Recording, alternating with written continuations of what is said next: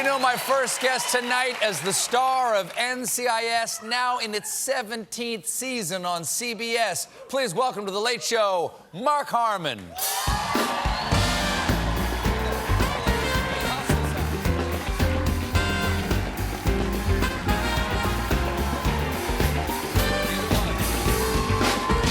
Oh, you got that photo.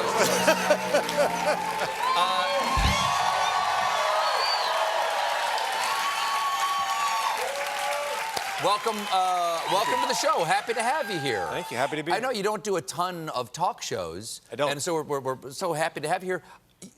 Anytime I meet somebody who did something that you did, I want to talk about it for a second because I'm kind of jealous. You went on Carson. I did. Tell me what that was like, because I would love to have ever met the man. What was your He was incredibly nice, and part of the advantage for me there is I didn't know what to expect. I mean, I knew later that he could destroy you if he wanted to, but he friendly tiger. Yeah. Yes. What year are we talking here? 1902. Oh, wow! It was a long time ago. You. It was William Howard Taft. And Keith Richards. Well, okay. Yeah, no,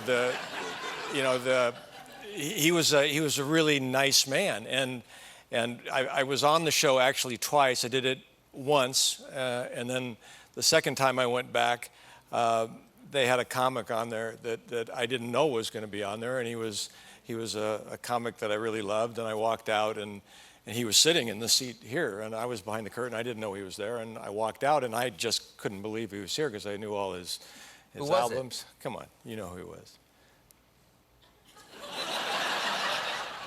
Tell me one of his jokes. We're both Catholic. Yes. Me. Yes. And every Catholic kid that I know. It was George Carlin. Yes, it was, sir.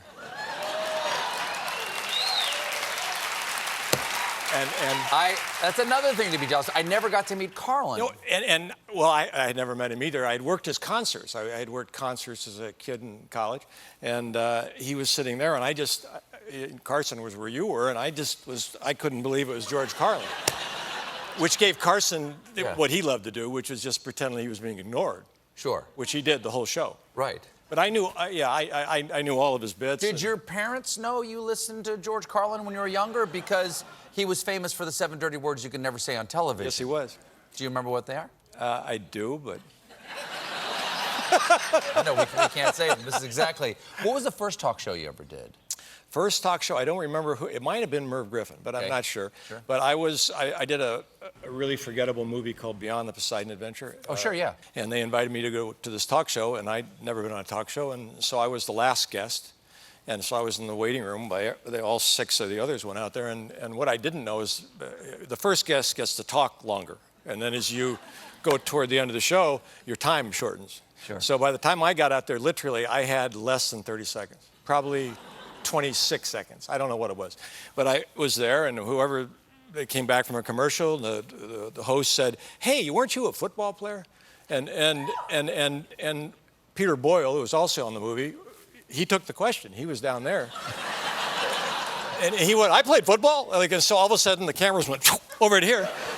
And all I know is I was just kind of listening to him telling a football story. And Michael Caine, who was there also, knew what was happening. And he jumped in. And he just said, football, whatever, I don't know whatever else he did, but he's a good young actor, and people should know that about him. And like 8 seconds. Wow. Yeah, it was so nice. And what did you say? Nothing. I never on your first talk show. Not one word. Not one word. Not everybody can say that. No. Not everybody can say that. I'm proud of that. Good for you. Congratulations. I really wanted to get the story behind this photo right here.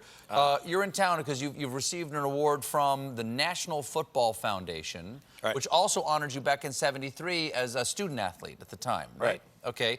And this is a photo from you. Is this at the ceremony?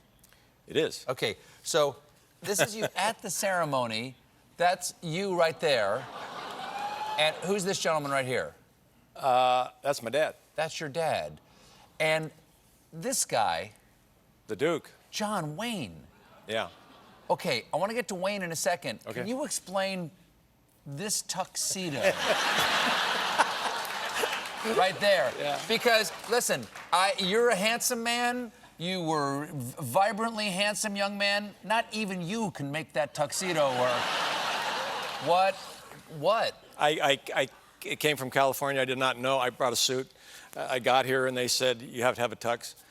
Again, 1973. There was a tux store across the street. I walked across the street. There was a dove gray tuxedo in the front window with a frilly, puffy shirt.